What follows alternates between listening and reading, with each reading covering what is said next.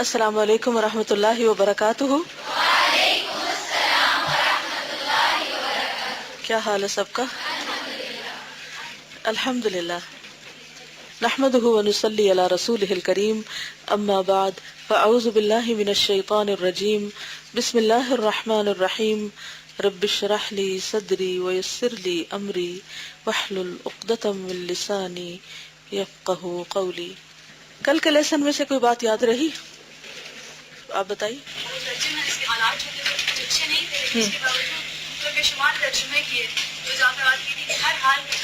بالکل ان کو یہ بات یاد رہی کہ جو اس کتاب کے مترجم ہیں ان کے معاشی حالات اچھے نہیں تھے. نیم فاقہ کشی تھی، عیالدار بھی تھے، یعنی بال بچے بھی بہت تھے. اس کے باوجود انہوں نے اہم ترین کتابوں کے ترجمے کیے اور وہ باقی ترجموں کی نسبت زیادہ بہتر بھی تھے. تو اس سے انہوں نے یہ بات سیکھی کہ ہر حال میں کام کرتے رہنا ہے، اچھا حال ہو یا اچھا حال نہ ہو. حالات کی شکایت نہیں کرنی، حالات کا بہانہ نہیں کرنا. پھر جب انسان حالات کی شکایت کرتا رہتا ہے تو پھر اپنے آپ کو انڈائریکٹلی ایک عذر دیتا ہے یا جسٹیفیکیشن دیتا ہے کہ اگر اس حال میں کچھ نہ کر سکوں تو میرا تو قصور نہیں، تو حالات کا قصور ہے. لیکن کرنے والے ہر حال میں کام کرتے ہیں، چلنے والے چلتے ہی رہتے ہیں، رکتے نہیں. اور کوئی بات یاد رہی ہے؟ قومیں جو ہیں وہ صرف مادی اسباب اور وسائل کے ذریعے ترقی نہیں کرتی، بلکہ اخلاق و کردار بہت اہم ہوتا ہے. اگر کسی قوم کا اخلاق و کردار ختم ہو جائے یا اس کو زوال ہو جائے، اس کا ڈکلائن ہو جائے، تو پھر ہر اعتبار سے قوم زوال پذیر ہو جاتی ہے. اور جی آپ فرمائیے. اس میں ہمیں پتہ چلتا ہے کہ ایک اچھی ٹیچر کی امپورٹنس کیا ہے، اور اس ٹیچر کو اپریشیٹ کرنا اور ان کو رسپیکٹ کرنا اور اسے وہ حاصل کرنا چاہیے، اس سے کتنا فرق پڑ سکتا ہے. انہوں نے اپنے ٹیچر سے کتنا سیکھا. جی ہاں، یعنی اچھا استاد جو ہے وہ انسان کی زندگی میں ایک بہت اہم رول ادا کرتا ہے، لیکن اچھے استاد سے فائدہ اٹھانے کے لیے اچھا طالب علم بننا بھی بہت ضروری ہوتا ہے. جیسے امام ابن القیم الجوزیہ کس کے شاگرد تھے؟ امام ابن تیمیہ کے. کتنے سال ان کی شاگردی میں رہے، کتنے سال ان کے ساتھ رہے. جس نے ویکیپیڈیا پڑھا ہوگا اس کو یاد ہوگا 16 سال تک. آپ میں سے کوئی ہے جو کسی استاد کے ساتھ 16 سال رہا ہو؟ جی اپنی ماما کے ساتھ رہے ہیں. تو اس لیے کتنا ضروری ہے کہ ماما پڑھی لکھی ہو. جی اس سے خواتین کا تعلیم حاصل کرنا بھی بہت اہمیت رکھتا ہے، کیونکہ بعض اوقات لڑکیاں اس لیے بھی نہیں پڑھتی کہ ہم پڑھ کے کیا کریں گے، اگر بچے ہی پال لیں تو پڑھنے کی کیا ضرورت ہے. کیا بچے پالنے کے لیے پڑھنے کی ضرورت ہے؟ بہت زیادہ ضرورت ہے.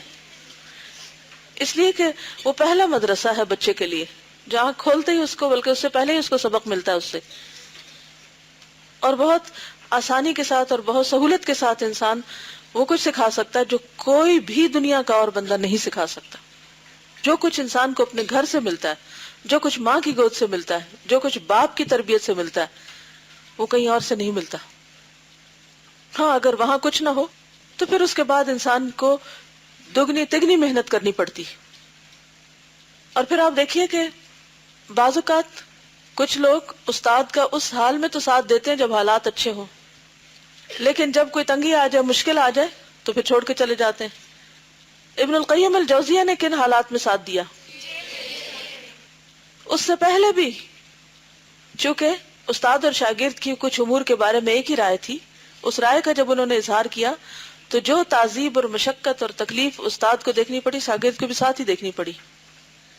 لیکن اس کے باوجود بھی انہوں نے ان کا ساتھ نہیں چھوڑا، حتیٰ کہ جیل میں بھی ان کے ساتھ رہے. اور پھر ان کے مرنے کے بعد وہ ان کے نظریے کے بہت بڑے علمبردار تھے. جی اور کیا سیکھا؟ جی ہاں، انہوں نے قید کے دوران قرآن مجید کو سب سے زیادہ پڑھا، اس پر بہت زیادہ غور و فکر کیا. آپ نے اس سے کیا سبق لیا؟ کوئی خاص پریکٹیکل لائف کا بہت بڑا سبق؟ جی تنہائی میں بہت اچھا غور و فکر کر سکتے ہیں. اور جی آپ آج کل جیسے حالات چل رہے ہیں تو ٹینس اور انہیں میں عمل کرنا، وزیر کرنا چاہیے. یعنی آج کل جس طرح کے حالات ہیں تو باہر کی سوشلائزنگ بہت کم ہوگی، لوگوں کو باہر جانے کی اجازت نہیں ہوتی، یا باہر جا کر کام کرنا بعض اوقات مشکل ہو جاتا ہے۔ اس کے علاوہ بہت سی ینگ گرلز شادی کے بعد جب اس مشکل کا شکار ہوتی ہیں کہ شوہر کی طرف سے یا سسرال کی طرف سے یا ویسے کچھ حالات کی وجہ سے کہ بچے کی پیدائش کا مرحلہ ہے یا بچہ بیمار ہے یا گھر میں کوئی بزرگ بیمار ہے، بعض اوقات ایسا بھی ہوتا ہے نا کہ کسی بوڑھے ماں باپ کو دیکھنے کی ضرورت پیش آ جاتی، تو وہ گھر سے باہر نہیں نکل سکتے۔ ایسے میں دیکھا گیا ہے کہ بہت سے قرآن پڑھی ہوئی بچیاں بھی بہت فرسٹریٹ ہوتی ہیں۔ تو اگر آپ پر زندگی کا کوئی ایسا وقت آئے کہ آپ باہر نہ نکل سکیں، آپ کو تنہا رہنا پڑ رہا ہو، تو آپ کیا کریں گے؟ بس روتے دھوتے رہیں گے، کوئی کام نہیں کریں گے؟ کریں گے، بالکل۔ یعنی اللہ تعالیٰ کے ہر کام میں ایک حکمت اور مصلحت ہوتی ہے۔ اب بعض اوقات یہ ہوتا ہے کہ جو امور ابھی میں نے آپ کو بتایا ان میں سے کوئی ایک بھی نہیں ہوتا، کوئی اور مشکل ہوتی ہے۔ مثال کے طور پر جب میں پی ایچ ڈی کر رہی تھی تو 4 سال کا عرصہ تھا اور میں اپنے بچوں سے، گھر سے، ہر چیز سے دور تھی، اور مجھے ہمیشہ سے پڑھانے کا شوق تھا، تو جہاں پر میں کام کر رہی تھی وہیں اپنے درس کا سلسلہ شروع کیا، لیکن میرے استاد نے مجھے روک دیا۔ انہوں نے کہا کہ تمہیں صرف ہفتے میں ایک دن 1 گھنٹے کی اجازت ہے، اور اس کے علاوہ تم صرف لائبریری میں بیٹھو گے، اپنی ریسرچ کرو گی اور کام کرو گے، کہیں بھی درس کے لیے نہیں جاؤ گے۔ پھر یہ ہو کہ تھیسس بالکل اینڈ کو پہنچا ہوا تھا، تو ہالینڈ سے ہمیں انویٹیشن آیا کہ یہاں پر بہت ضرورت ہے، تو آپ آ کر رمضان کے مہینے میں یہاں لوگوں کو سکھائیں۔ کسی نے ان کو ہمارے بارے میں بتایا، تو ہم نے اپنے استاد سے اجازت مانگی، انہوں نے پھر اجازت نہیں دی۔ انہوں نے کہا کہ نہیں، جب تک تم یہ کام مکمل نہ کرو تمہیں کہیں بھی جانے کی اجازت نہیں۔ اس وقت تو بہت مشکل لگتا تھا، فرسٹریشن بھی ہوتی ہے نا کہ آپ کی چھٹی بند کر دی جائے۔ کبھی آپ کو کسی نے ہاسٹل میں کہا ہے کہ گھر جانے کی اجازت نہیں، تو پھر آپ کا کیا ری ایکشن ہوتا ہے؟ ناراض ہوتے ہیں؟ کچھ لوگ ہوتے ہیں، مجھے یاد ہے میں جب خود ہاسٹل میں ہوتی تھی تو کچھ لوگ بہت اس کو برا مانتے تھے کہ چھٹی کیوں بند کی ہماری، وہ اس کو ایک قید سمجھتے تھے۔ لیکن ہم نے خوشی کے ساتھ اپنے استاد کی اس نصیحت پر عمل کیا بغیر کسی اعتراض کے، کیونکہ ہوتا یہ نا کہ ہم جتنے بھی بڑے ہو جائیں، جتنے بھی سمجھدار ہو جائیں، پھر بھی ہمیں اپنے سے زیادہ سمجھدار لوگوں کی نصیحت کی ضرورت ہوتی ہے، کیونکہ وہ اوپر سے دیکھ رہے ہوتے ہیں نا۔ آپ دیکھیں کہ گراؤنڈ فلور سے کسی چیز کو دیکھنے والا اور 7th فلور سے دیکھنے والا، دونوں کی نظر برابر ہوتی ہے۔ جو نیچے سے دیکھتا ہے وہ ایک محدود ایریا کو دیکھتا ہے، اور جو اوپر سے دیکھتا ہے وہ کہاں سے دیکھتا ہے؟ بہت دور تک دیکھتا ہے۔ وہ اس کے مطابق مشورہ دیتا ہے کہ تم کس راستے پہ چلو اور کس پہ نہ چلو۔ مثلا اگر آپ خود چل رہے ہیں تو ہو سکتا ہے سامنے والے گڑھا بھی آپ کو نظر نہ آ رہا ہو چند قدم پر، لیکن جو اوپر کھڑا ہے اس کو نظر آ رہا ہے کہ سامنے کیا ہے، وہ آپ کو کہے گا نہیں اس راستے پہ مت چلو، آگے سے ہلاکت ہے۔ تو اس لیے بے حد ضروری ہوتا ہے کہ انسان اپنے سے بڑوں کی بات مانے، جو علم میں بھی بڑے ہوں، تجربے میں بھی بڑے ہوں، اور آپ کے لیے مخلص بھی ہوں۔ ایسے لوگ بھی بہت کم ہوتے ہیں جو علم اور تجربہ زیادہ رکھتے ہیں اور ساتھ آپ کے لیے سنسیئر بھی ہوں اور آپ سے جیلس نہ ہو۔ تو اس میں یہ ہے کہ انسان کو زندگی میں حالات کبھی بھی ایک جیسے نہیں رہتے۔ آج کل آپ ہو سکتا ہے اپنے آپ کو بڑا پابند محسوس کریں، لیکن یقین کریے کہ آپ سے زیادہ آزاد کوئی نہیں، خاص طور پر جو ہاسٹل میں رہ رہے ہیں۔ اب آپ کو یہ بات بہت عجیب لگے گی کہ میں آپ کو آزاد کہہ رہی ہوں جبکہ آپ تو شکنجوں میں جکڑے ہوئے ہیں۔ آزاد اس اعتبار سے ہے کہ آپ کے اوپر گھر والوں کی کوئی ذمہ داری نہیں، شوہر کی طرف سے کوئی ڈیمانڈ نہیں، بچوں کی طرف سے کوئی ذمہ داری نہیں، آپ صرف اپنی جان ہی کی ذمہ دار ہیں۔ اور کچھ لوگ تو کام کرنے کے لیے اپنے آپ کو خود بھی قید کر لیتے ہیں۔ میں جب یونیورسٹی میں تھی تو مجھے ڈسٹربنس سے بہت مشکل ہوتی تھی کہ میں کام لکھنے لگتی تو لوگ آ جاتے، فالتو باتیں شروع کر دیتے، کام نہیں کر سکتی تھی۔ تو پھر میں نے یہ طریقہ کیا کہ اپنی ایک دوست کو کہا کہ تم مجھے باہر سے لاک کر دیا کرو، 4 گھنٹے 5 گھنٹے کے لیے میں اپنا کمرہ باہر سے لاک کرا دیتی تھی۔ لوگ آتے تھے، وہ کہتے تھے اوہ کمرہ لاک ہے، چلے جاتے تھے، ناک بھی نہیں کرتے تھے۔ ورنہ اگر آپ صرف اندر سے کنڈی لگائے تو کیا ہوتا ہے؟ ناک کرتے ہیں اور وہ بہت غصہ کرتے ہیں۔ اور وہ ہوتے کون ہیں؟ وہ ہوتے بھی آپ کے بڑے چاہنے والے ہیں جو آپ کے ساتھ یہ ظلم کرتے ہیں کہ آپ کو کام نہیں کرنے دیتے، حالانکہ آپ اپنی ذات کے لیے کچھ نہیں کر رہے ہوتے۔ آپ کس کے لیے کر رہے ہیں؟ لوگوں کی خدمت کے لیے کر رہے ہیں، لیکن لوگ اس کو نہیں سمجھتے کہ یہ کسی کی خدمت ہے۔ بعض اوقات یہ ہماری اپنی خود غرضی ہوتی ہے نا، تو اس میں مجھے کیا ملتا ہے؟ مجھے 4 گھنٹے مل جاتے، 5 گھنٹے مل جاتے، اور میں یکسوئی کے ساتھ جتنا لکھنے کا کام ہوتا ہے، جو بھی کرنا تو میں کر لیتی۔ تو کبھی بھی تنہائی کو، کسی کی جدائی کو، کسی چیز سے محرومی کو اپنے اوپر مسلط نہ ہونے دیں. ایسے وقت کو بہتر کام میں لگائیں. اور قرآن پڑھنے سے بہتر کام اور کیا ہو سکتا ہے؟ قرآن کے اندر غور و فکر کرنے سے بہتر کام کیا ہو سکتا ہے؟ اور پھر آپ دیکھیے کہ ہمیں تو آج کل اتنی سہولتیں میسر ہیں. ٹیلی فون ہمارے پاس ہوتا ہے، اور ایک نہیں، دو نہیں، تین تین ہوتے ہیں بعض اوقات، یا نہیں؟ انٹرنیٹ ہے اور بہت سے وسائل ہیں کہ جن کے ذریعے ہم دوسروں کو ایکسس کر سکتے ہیں، دوسرے ہمیں ایکسس کر سکتے ہیں. آج کل تو تنہائی میں بھی آپ تنہا نہیں ہیں. کیا خیال ہے؟ آپ کھڑکیاں دروازے بند کر دیں تو بھی شور نہیں کم ہوتا. کہیں سے میوزک کی آواز آ رہی ہے، کہیں سے ٹریفک کی آواز آ رہی ہے، کہیں سے کوئی مشین چلنے کی، اور کچھ نہیں تو پنکھا چل رہا ہے، کہیں ہیٹر چل رہا ہے، کہیں کچھ چل رہا ہے. تو یہی وجہ ہے کہ آج کے دور کے لوگوں کے اندر گہرے غور و فکر کی صلاحیت نہیں ہے. وہ مسائل کو اوپر اوپر سے دیکھتے ہیں. سطحیت آ گئی، شالونیس ہے. کیونکہ جب تک آپ خاموش نہیں ہوتے، کیونکہ خاموشی بھی اس میں ایک بہت بڑا اہم فیکٹر ہے، اور جب تک آپ کا انوائرنمنٹ خاموش نہیں ہوتا، جب تک آپ کے پاس یکسوئی اور تنہائی نہیں ہوتی، آپ کچھ بھی پروڈیوس نہیں کر سکتے جو دوسروں کے فائدے کا ہو. ہاں، کچی پکی چیزیں تو ہو سکتی ہیں. تو کبھی بھی زندگی میں ایسا ہو تو نہ رونا دھونا ہے اور نہ ہی غمگین رہنا ہے، بلکہ مثبت کام شروع کر دینا ہے. کیونکہ اصل خوشی دل کی خوشی ہوتی ہے. آپ تنہائی میں بھی بے حد خوش ہو سکتے ہیں اگر آپ اپنے مقصد زندگی کو پورا کر رہے ہیں اور اپنی صلاحیتوں کو میکسیمم استعمال کر رہے ہیں. جی، کل آپ سے کہا گیا تھا کہ لفظ تقریض کا معنی ڈھونڈیے. کس کس نے ڈکشنری دیکھی تھی؟ اور آپ نے دیکھا ہوگا جب ڈکشنری کھولتے ہیں تو صرف ایک لفظ کبھی نہیں کسی نے دیکھا، لازماً آپ کو کئی ایک لفظ پڑھنے پڑتے ہیں. تو ڈکشنری کا دیکھنا، کنسلٹ کرنا جو ہے وہ علم میں بہت اضافے کا باعث بنتا ہے. تو یہ آخری دفعہ نہ ہو ڈکشنری دیکھنے کی. جو بھی اور الفاظ آپ کو کتاب میں مشکل نظر آتے ہیں اور میں ان کو ایکسپلین کیے بغیر گزر جاتی ہوں، آپ فوراً وہاں نشان لگاتے جائیں کہ یہ نہیں سمجھ آیا لفظ، یہ کیا ہے. اب آپ کو میں تو ملوں گی نہیں کلاس کے بعد، تو پھر اب آپ کیا کریں گے؟ یا اپنی کلاس والوں سے پوچھیں گے، ان کو بھی نہیں آتا ہوگا. تو بہترین طریقہ سیکھنے کا کیا ہے؟ جا کے ڈکشنری کنسلٹ کریں اور وہاں سے میننگز نکالیں. کیا یہ پریکٹس جاری رکھیں گے؟ انشاءاللہ. اور آپ دیکھیں آپ کے علم میں بہت پختگی آئے گی. تو تقریض کا کیا معنی ہے؟ گڈ. کسی ساتھی یا دوست کی تعریف یا کسی کتاب یا مضمون پر اپنی رائے پیش کرنا. ٹھیک ہے. ویکیپیڈیا کس نے دیکھا؟ بس شکر ہے کچھ نے تو دیکھا. اس کے سائڈ پر ایک اردو کی بھی آپشن ہوتی ہے، تو اگر آپ کو انگریزی پڑھنی نہ آتی ہے تو اردو میں پڑھ لیجئے. ٹھیک ہے، آگے چلیں تاکہ کتاب بھی مزید پڑھ سکے. عرض مترجم کچھ کتاب اور صاحب کتاب کے بارے میں. صاحب کتاب کون ہے؟ جی، امام ابن القیم. تو ابن الجوزی اور جوزیہ میں کیا فرق ہے؟ فرق ہے نا. الجوزیہ جو تھا یہ دراصل مدرسہ تھا جس کے پرنسپل ان کے والد تھے ابن قیم کے، تو اس کی طرف نسبت ہے. ٹھیک ہے. تو یہاں کچھ نہ کچھ کتاب اور صاحب کتاب کے بارے میں آپ کو لکھا ہوا ملے گا، لیکن کچھ مختصر سی باتیں یہاں بھی آپ دیکھ سکیں. الحمدللہ الذی ارسل رسولہ بالہدی ودین الحق لیظہرہ علی الدین کلہ ارسلہ بشیرا ونذیرا صلوات اللہ وسلامہ علیہ وعلی آلہ واصحابہ ومن تبعہ الی یوم الدین. اما بعد. کسی کتاب کی اہمیت و عظمت اس کے مصنف کی جلالت و عظمت سے معلوم ہوتی. یعنی کتابیں کس سے پہچانی جاتی ہیں؟ لکھنے والوں سے. وہ خود کون تھے؟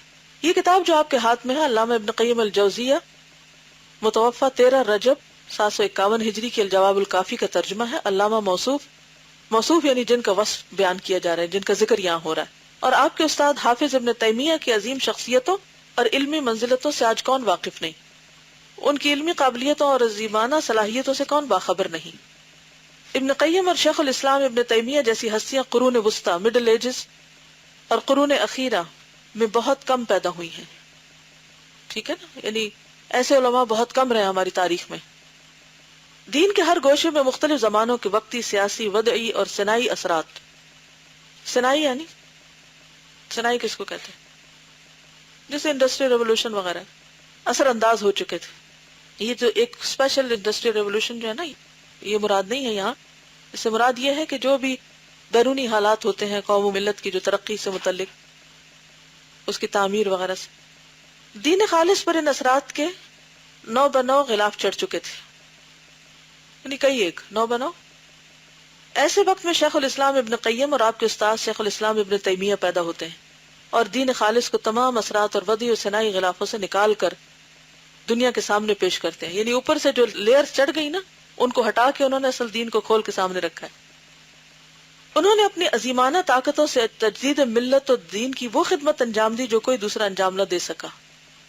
یعنی امت کے زوال کے دور میں یہ پیدا ہوئے اور انہوں نے لوگوں کا مورال بلند کیا، امت کی اصلاح کی. یہ وہ زمانہ ہے جب حجاز، عراق، مصر، شام، نجد و یمن وغیرہ میں بڑی بڑی درسگاہیں موجود تھیں، بہت مدرسے تھے، بڑے بڑے مشاہیر وقت کتاب و سنت اور علوم دین کی خدمات انجام دے رہے تھے. مفسر تھے، محدث تھے، اصولی اور فقیہ تھے اور متکلم و صوفی بھی، لیکن جو شان ابن قیم کی تھی وہ کسی کو نصیب نہ ہو سکی. دور دور سے بڑے بڑے علماء و فضلاء کسب فیض اور اکتساب علم، اکتساب کا مطلب کیا؟ حاصل کرنا، کی غرض سے آتے اور آپ کے حلقہ درس سے سیراب ہوتے. جس نے ایک مرتبہ آپ کے حلقہ درس کا مزہ چکھ لیا، اس نے کبھی آپ کا حلقہ چھوڑ کر دوسری چوکھٹ کا نام نہ لیا، یعنی وہ کہیں اور جانے پر راضی نہ ہوا. سید نعمان آلوسی بغدادی نے اپنی کتاب جلاء العینین میں، عینین کیا ہوتا ہے؟ 2 آنکھیں، اور جلا کیا ہوتا ہے؟ کہ روشنی. شیخ الاسلام ابن قیم کے حالات لکھے ہیں جو شیخ موصوف کی تصانیف زاد المعاد، مدارج السالکین اور جواب الکافی میں سے ہر ایک کے سر ورق پر نقل کیے گئے. ہم ان کا ترجمہ بیان ہی ذیل میں درج کر دیتے ہیں. سید نعمان کا بیان گو مختصر ہے، لیکن شیخ موصوف کی پوری زندگی کا خلاصہ اس میں آ گیا. سید نعمان آلوسی لکھتے ہیں، علامہ شمس الدین ابو عبداللہ محمد ابن ابی بکر ابن ایوب بن سعد الزرعی ثم الدمشقی حنبلی مذہب کے فقیہ تھے، مفسر اور نحوی تھے، اصولی اور متکلم تھے. ابن القیم الجوزیہ کے نام سے مشہور ہیں. اور اگر آپ اس کو دیکھیں تو یہاں تو انہوں نے اصولی متکلم وغیرہ لکھے ہیں، لیکن بات یہ ہے کہ یہ صرف دینی علوم کے ماہر نہیں تھے، بلکہ کئی ایک دنیاوی علوم میں بھی ان کی دسترس تھی. کیمسٹ بھی تھے، اسٹرانومر بھی تھے، اور اس کے علاوہ بھی کچھ اور علوم جانتے تھے. دین کے علاوہ دنیاوی علوم بھی تھے ان کے پاس. شذرات میں شذرات و ذہب ایک کتاب ہے جس میں علماء کے حالات لکھے ہوئے. ابن قیم ایک مجتہد مطلق تھے، یعنی اجتہاد کی صلاحیتوں سے مالا مال تھے. ابن رجب حنبلی کہتے ہیں، کون؟ ابن رجب، کہ میرے شیخ ابن قیم 651 ہجری میں پیدا ہوئے. ایک زمانے تک اپنے استاد شیخ تقی الدین ابن تیمیہ کی خدمت میں رہے اور ان سے کسب علم کرتے رہے. اسلامی علوم نیز ہر فن کی ان سے تحصیل کی. قرآن کی تفسیر کے پورے عارف اور علوم القرآن کے اس قدر ماہر تھے کہ کوئی ان کی برابری نہیں کر سکتا. تو ان کا خاص تخصص کس میں ہے؟ ابن قیم الجوزیہ کا تفسیر میں. کسی مشہور عربی تفسیر کا نام آتا ہے آپ کو؟ تفسیر قرآنی والی تفسیر، وہ ان کے شاگرد تھے ابن کثیر. کس کے شاگرد تھے؟ ابن قیم الجوزیہ کے. تب آپ کو سمجھ آ جائے گی کہ کون تھے ابن قیم. ابن کثیر کے بھی استاد تھے. اصول دین سے کاملاً باخبر تھے اور ایسے باخبر کے تمام کا مرجع اور منتہا تھے. حدیث معنی، حدیث فقہ حدیث اور دقائق و استنباط کے کامل ترین ماہر تھے، اور اس قدر ماہر کہ ان کے درجے کو کوئی دوسرا نہ پا سکا. فقہ، اصول اور عربیت کے اس قدر جاننے والے تھے کہ ان علوم سے ان جیسا کوئی باخبر نہ تھا. علم کلام اور تصوف میں کافی دستگاہ رکھتے تھے.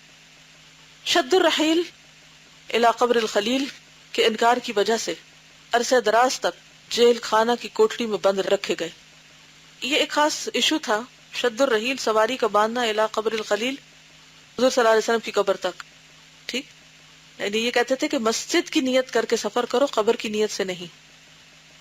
تو اس ایشو پر جب اختلاف ہوا، I'm not sure کی کتاب کا نام ہے، لیکن یہ ایک ایشو ہے.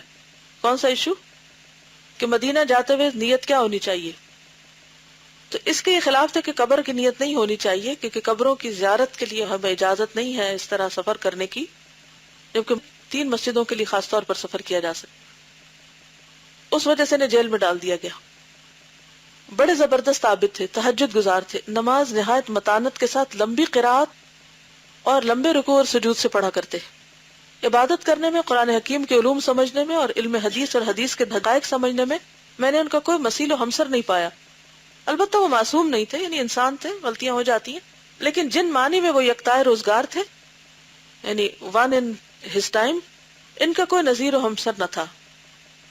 انواع و اقسام کے امتحانات میں مبتلا کیے گئے، یعنی ان کو بھی زندگی میں بہت سی پریشانیوں کا سامنا ہوا، طرح طرح کی تکلیفیں اور اذیتیں انہیں پہنچائی گئیں، اور پھر آخری مرتبہ اپنے استاد شیخ ابن تیمیہ کے ساتھ قلعے میں ان سے الگ مقید رکھے گئے، تاکہ شیخ ابن تیمیہ نے قید کی حالت ہی میں وفات پائی. ان کی وفات کے بعد شیخ ابن قیم کو قید سے رہائی میسر آئی. قید کی حالت میں ان کا مشغلہ تلاوت قرآن اور اس پر غور و تدبر تھا. نہایت گہری نظر سے انہوں نے قرآن کا مطالعہ کیا اور اپنا سارا وقت اسی کے لیے وقف کر دیا. کون سا وقت؟ جیل کا وقت. کبھی ایسا ہوتا ہے نا کہ آپ اپنے آپ کو کسی کنفائنمنٹ میں محسوس کرتے ہیں کہ آپ کو کہیں باہر نکلنے کی اجازت نہیں، کہیں آنے کی، کہیں جانے کی، کسی کو ملنے کی. بعض بچیاں ایسی ہوتی ہیں، شادی ہوئی تو سسرال نے سخت پابندی لگا دی، کوئی الہدا نہیں جانا. تو وہ اس وقت کو کیسے ضائع کرتی ہیں؟ رو دھو کے. ہر وقت ایک ہی کمپلین، گھر والے ساتھ نہیں دیتے، اجازت ہی نہیں، نکل نہیں سکتے، پابندی ہے، پتہ نہیں کیا سے کیا. حالانکہ اس میں بھی اللہ کی کوئی حکمت ہوتی، مصلحت ہوتی. بعض اوقات وہ باہر نکال کر، بعض اوقات گھر کے اندر رکھ کے سکھانا چاہتا ہے بہت کچھ. تو کیا کریں؟ اگر نہیں آپ کو درس دینے یا درس سننے کی اجازت تو کیا کریں؟ کثرت سے قرآن کی تلاوت کریں، گھر میں عبادت کریں، غور و فکر کریں. اللہ تعالیٰ آپ پہ وہ نقطے کھول دے گا جو باہر نکل کے بھی نہیں کھلیں گے. اگر واقعی آپ ہدایت کے طالب ہیں اور اپنی طلب میں سچے ہیں تو اللہ کسی پہ ظلم نہیں کرتا. تو انہوں نے اپنا سارا وقت قرآن کے ساتھ گزار دیا. اس کے اور بھی مثالیں. مولانا مودودی نے بھی اپنی تفسیر کا ایک بڑا حصہ جیل میں لکھا تھا، جس سے آپ کے لیے خیر و برکت کی بے شمار راہیں کھل گئی. آپ میں صحیح ذوق و وجد کی فراوانی ہو گئی، اور آپ اہل معارف کے سیر و سلوک کے مقامات اور معارف اور غوامض و اسرار پہ دسترس پا گئے. یعنی بہت سے ایسے اسرار اور وزڈم کی چھپی ہوئی باتیں کہ جو عام لوگوں کو نظر نہیں آتی، ان تک وہ پہنچ گئے اس کی برکت سے. اچھا ہوتا پتہ کیا، جب ہم باہر ہوتے ہیں، لوگوں میں ہوتے ہیں، طرح طرح کی باتیں سنتے ہیں اور الجھے ہوئے فکر، اس نے یہ کہہ دیا، اس نے وہ کہہ دیا، آپ کی اپنی تو کوئی تھنکنگ رہتی نہیں. لیکن جب آپ تنہا ہوتے ہیں تو پھر آپ کس سے باتیں کرتے ہیں؟ اپنے آپ سے، خود سے بولتے ہیں، خود غور و فکر کرتے، خود نتائج تک پہنچتے ہیں. پھر اللہ سے بہت زبردست تعلق ہو جاتا ہے انسان کا. جب انسانوں سے مایوس ہوتا ہے نا انسان، تبھی اللہ تعالیٰ کو پا سکتا ہے، تبھی اس کی معرفت ہوتی ہے. اور جب تک انسان سہارا بنے رہتے ہیں تو اس سے اوپر نہیں اٹھ سکتا. تو بہرحال وہ پھر بہت سی چیزوں پہ دسترس پا گئے جو ان کے کنٹمپریری اور اسکالرز نہیں پا سکے. اس بارے میں کامل استعداد سے بحث و کلام کرنے لگے، یعنی پوری ان کو ایک اتھارٹی حاصل ہو گئی اور پوری ان کے اندر صلاحیت پیدا ہو گئی، اور ان علوم پر پوری طرح حاوی اور مسلط ہو گئے.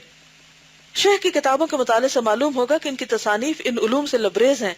شیخ موصوف نے بہت سے حج کیے، مکہ مکرمہ میں عرصہ تک بیت اللہ کی مجاورت کی، وہیں رہے. اس قدر کثرت سے خانہ کعبہ کا طواف اور حرم میں عبادت کی کہ مکہ مکرمہ کے لوگ بھی ان پہ تعجب کرتے تھے. یعنی کیسا شخص ہے کہ جو اتنے طواف اور اتنی عبادت کرتا ہے. حالانکہ کیا تھے؟ ایک اسکالر تھے. عام طور پہ لوگ کہتے ہیں جی ہم تو پڑھنے پڑھانے والے لوگ ہیں، اس لیے نمازیں بھی بس ادھوری ادھوری پڑھتے ہیں. یعنی عبادت کا لطف ان کی زندگی میں سے ختم ہو جاتا ہے. تو ایک نہ ایک وقت ضرور مقرر کرنا چاہیے کہ جس کو آپ عبادت کے لیے خاص کریں، اس میں تلاوت، اس میں دعا، اس میں نفل. اگر روزمرہ کے روٹین میں نہیں تو سال میں کچھ حصہ مقرر کر لیں. کچھ لوگ جیسے عمرے پہ چلے جاتے ہیں یا حج پہ چلے جاتے ہیں، عام طور پہ ہم ویکیشن کا کیا مطلب سمجھتے ہیں کہ پہلے سے بھی زیادہ کھل، جس دنیا میں اب ہے اس سے بھی زیادہ دنیا میں اور چلے جائیں. جبکہ مومن کی ویکیشن کیسی ہوتی؟ ہولی ویکیشن ہوتی ہے. اس سے کیا ہوتا ہے؟ انسان کو اللہ کا قرب نصیب ہوتا ہے. میں نے ان سے ان کا قصیدہ نونیہ اور ان کی بہت سی تصانیف سنی اور پڑھی ہے، اور ان سے بہت کچھ حاصل کیا. یعنی ابن رجب کہتے ہیں کہ میں نے براہ راست ان سے پڑھا ہے. قاضی برہان الدین الزرائی کا قول ہے کہ آسمان تلے میں نے ابن قیم سے زیادہ وسیع العلم آدمی نہیں دیکھا. صدریہ میں درس و تدریس کا کام کرتے تھے اور جوزیہ میں امامت فرماتے تھے. جوزیہ کیا ہے؟ مدرسہ ہے، اور صدریہ بھی مدرسہ ہے. ایک جگہ پڑھاتے تھے اور دوسری جگہ نماز پڑھاتے یا جمعہ پڑھاتے. انہوں نے مختلف علوم و فنون میں بہت سی کتابیں تصنیف کی. انہیں اس قدر کتابیں میسر ہوئی کہ کسی اور کو نصیب نہیں ہو سکی. ان کی مشہور کتابوں میں حسب ذیل قابل ذکر ہیں: اعلام الموقعین عن رب العالمین، اغاثۃ اللہفان، اقسام القرآن المسمى بالتبیان، بدائع الفوائد، التحفۃ المکیہ، تحفۃ الودود فی احکام المولود، الجواب الکافی لمن سأل عن الدواء الشافی، حاد الارواح الى بلاد الافراح، زاد المسافرین، زاد المعاد، الصراط المستقیم، الصواعق المرسلہ علی الجہمیہ والمعطلہ، الطرق الحکمیہ فی السیاست الشرعیہ، عدۃ الصابرین، فتاوی ابن قیم، الفتح القدسی، القصیدہ نونیہ، کتاب الروح، کتاب الہجرتین، مدارج السالکین، شرح منازل السائرین، مفتاح دار السعادہ، نزہۃ المشتاقین، نقد المنقول، الوابل السیب، شرح الکلم الطیب۔ کتنوں کا ترجمہ آتا ہے؟ معنی بھی سمجھ آیا؟ ایک کا آ گیا، شکر ہے۔ مذکورہ والا کتابوں کے علاوہ چھوٹی بڑی اور بہت سی کتابیں بھی ابن قیم نے لکھی ہیں۔ قاضی برہان الدین لکھتے ہیں کہ 13 رجب 751 ہجری کو ابن قیم نے وفات پائی اور مقبرہ باب الصغیر میں مدفون ہوئے۔ بہت سے مقامات پر آپ کی نماز جنازہ پڑھی گئی اور بعض مقامات پر بار بار پڑھی گئی۔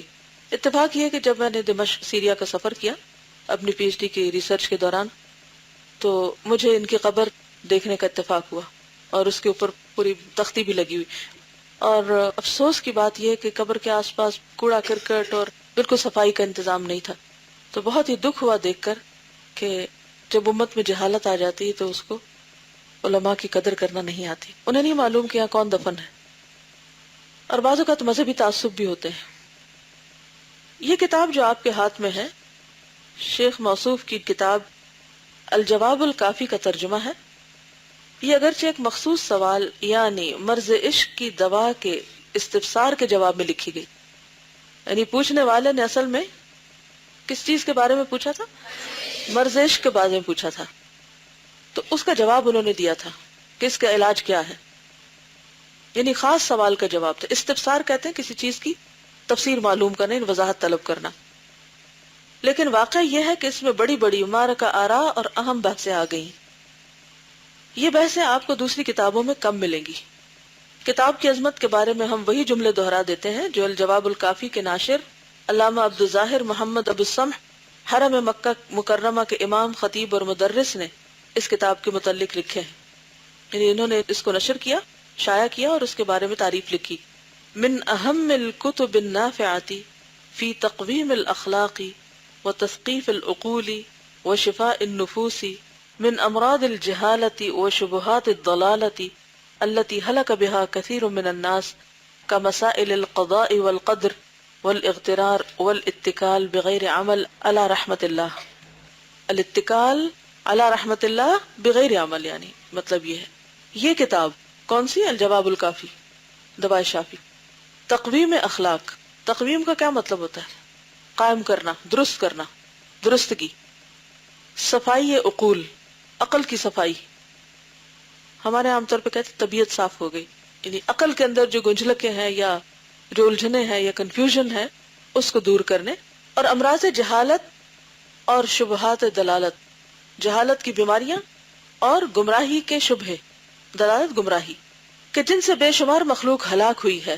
نفوس یعنی دلوں کو، انسانوں کو شفا بخشنے میں نہایت اہم ہے۔ مثلا قضاء و قدر کے مسائل۔ قضاء و قدر کیا ہوتا ہے؟ تقدیر، اور بغیر عمل کے رحمت خداوندی پر تکیہ اور بھروسہ کرنا۔ اتکال کا مطلب ہے توکل کرنا، یعنی بغیر کچھ کیے صرف بھروسہ کر لینا، اور دھوکہ کھانا وغیرہ وغیرہ۔ اغترار کا معنی ہے دھوکہ کھانا، غرور کا لفظ پڑھا ہوگا آپ نے، ہے نا؟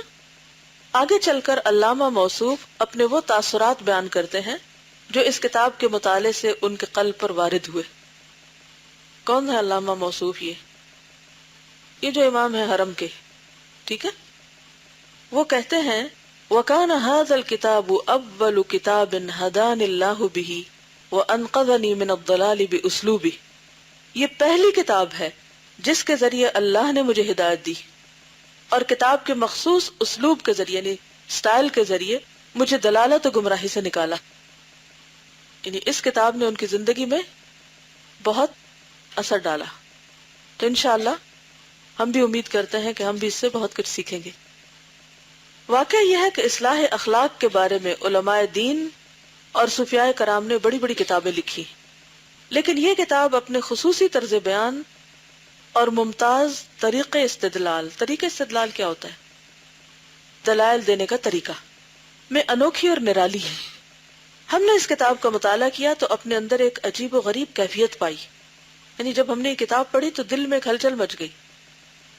ہم نے ارادہ کیا کہ اگر اس کتاب کا اردو میں ترجمہ کر دیا جائے تو دین و ملت کی ایک اہم خدمت ہوگی. چنانچہ ہم نے پوری محنت و کاوش سے یعنی کوشش سے اس کتاب کا ترجمہ شروع کر دیا. بحمد اللہ یہ ترجمہ آج آپ کے ہاتھ میں ہے. اس بات کی وضاحت بھی ضروری ہے کہ تحت اللفظ ترجمہ کرنے کی کوشش نہیں کی گئی. تحت اللفظ کا کیا معنی؟ لفظ بلفظ، جیسا کہ بعض اہل علم کا دستور ہے. اس سے کتاب کی اہمیت اور اس کے مطالب واضح نہیں ہوتے. یعنی بعض اوقات لفظ کا ترجمہ تو آتا مگر مفہوم نہیں پتہ چلتا. جیسے آپ لوگ لفظی ترجمہ جانتے پھر آپ کو کہتے با محاورہ لکھ کر لائیں، اس کا کیا مقصد ہوتا ہے لکھوانے کا؟ تاکہ مفہوم سمجھ میں آئے. بلکہ بسا اوقات مطلب بالکل خبط ہو جاتا ہے. خبط یعنی الٹ جاتا ہے کہ معنوں میں، یہاں سمجھ لیجئے. ہم نے ترجمے میں یہ کوشش کی ہے کہ مصنف کا مطلب اور مقصد پوری طرح واضح ہو جائے کہ وہ کیا کہہ رہا ہے. تاہم ہماری کوشش یہ رہی ہے کہ الفاظ اور عبارت سے کلیتاً الگ نہ ہوں، یعنی ٹیکسٹ سے دور نہ جائیں، اور ترجمہ بھی نہایت سلیس یعنی آسان اور با محاورہ ہو. با محاورہ یعنی اردو محاورے کے مطابق.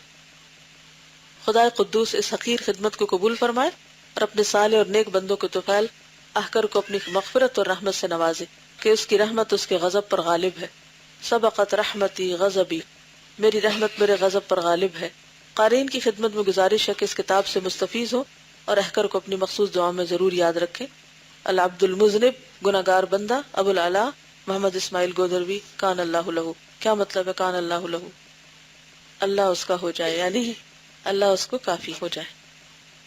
تو چلیے ان کے لیے دل میں دعا کیجیے، کیونکہ جو ہم پر احسان کرتا ہے اس کا احسان ماننا لازم ہوتا ہے. اب وہ ہمیں تو نہیں دیکھ رہے، نہ وہ سن رہے، تو بےچارے فوت ہو چکے.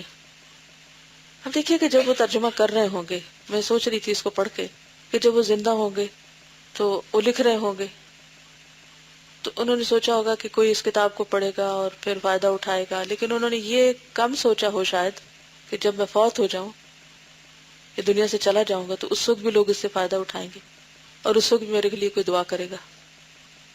ایک اچھا کام کرنے والے کا اجر کبھی بھی ضائع نہیں ہوتا. کوئی دلیل ہے آپ کے پاس؟ قرآن پاک میں آتا ہے ان اللہ لا یضیع اجر المحسنین، اللہ محسنین کا اجر ضائع نہیں کرتا. آپ کسی کے ساتھ بھی احسان کریں وہ ضائع نہیں ہوتا. ہو سکتا ہے کہ آپ سوچیں کہ ہماری تو اب اتنی عمر ہو گئی، اگر ہم کسی کے لیے اچھا کریں تو ہمیں کب بدلہ ملے گا، کیا پتا اس سے پہلے ہم مر جائیں.